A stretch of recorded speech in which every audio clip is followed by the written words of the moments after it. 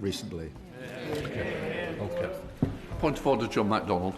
Mr Speaker, as you know, as Secretary of the NUJ Parliamentary Group, I raised earlier this week a point of order concerning the US agency APCO's role in undertaking an investigation of journalists for Labour Together, which resulted in the smearing of those journalists.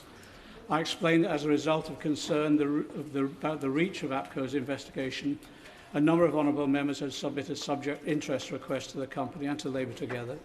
There's been a delay in the response from Labour Together to these requests, but APCO has confirmed in a very redacted form that information on MPs was being collected.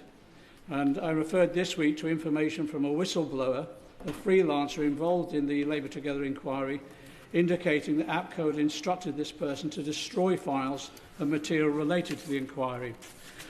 Only hours ago on the Financial Times online, we have confirmed that tapes do exist that include conversations by APCO's Head of Media Relations for Europe, Tom Harper, discussing the deletion of an email account and saying, and I quote, whether they will be able to see that through digital forensics or something like that, references with regard to this inquiry. He also refers to processes to muddy the waters in the audit trail.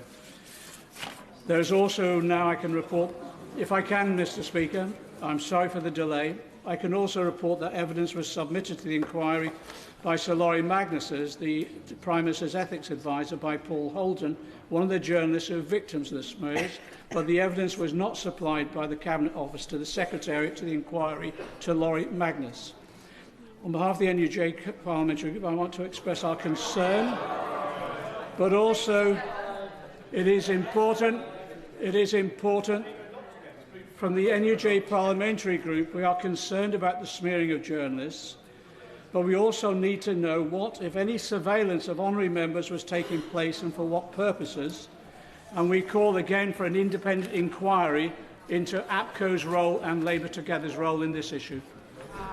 Can I say it is a very, very serious allegation that I do take seriously.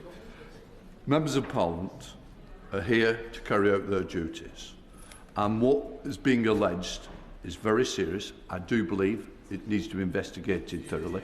From my point of view, I would expect, as the honourable gentleman's been here a long time, no doubt he will use the table office as part of the avenues to pursue what he's said. There may be other ways, and there may be serious security implications to this House as well, that I will also take up in other avenues. Thank you for that. Point of order.